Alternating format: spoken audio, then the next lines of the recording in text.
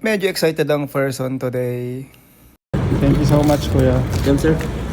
Paano ba naman kasi kapapanood sa TikTok ang daming cravings? Ayan, napabili tuloy ng pistachio cake ng Lemon Square. It's 781 pesos sa Grab. So nag-order ako ng Grab. And then sinabayan ko na to kasi ang mahal ng shipping fee nasa 165. So sinulit ko na.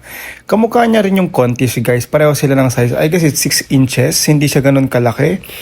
For pistachio flavor, mura na siya for a cake. However, kung i-compare mo sa kanilang cakes na iba, medyo mahal siya. Honestly, the look of the cake is so premium, guys. Kamukha niya rin yung nasa Contis. Except for meron kasing pinupur na pistachio sauce sa taas yung sa Contis. And then eto, mas madali siyang i-slice kasi medyo mas bready siya compared sa Contis. So yung katayfi niya, guys, manipis lang but makapal yung pistachio mousse. I got a slice of it and then I tried this. Inuna ko yung likod na part para makuha ko lahat. Yung ganache, yung bread, yung katayfi.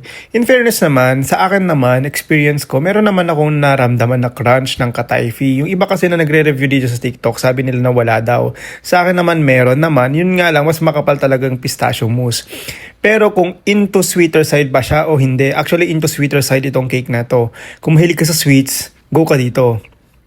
Bilang controlled naman na yung cravings ko in fairness to me and thanks to my supplement na ilo-launch pa lang soon, talagang busog na rin ako and then inubos ko lang tong isang slice kasi alam ko naman na walang kakain sa bahay. Kapatid ko naman not into sweets. So, ayan, hirap na akong ubusin yan, guys. Pero kung ika-crave ko ba ulit siya or bibili pa ba ulit ako, siguro hindi na. Okay na ako na na-try ko. Inggitero kasi ako kung ano-ano napapanood ko sa TikTok kaya ayan, napabili ako and medyo napagastos. Rating ko siguro mga 8/10. The presyo is okay.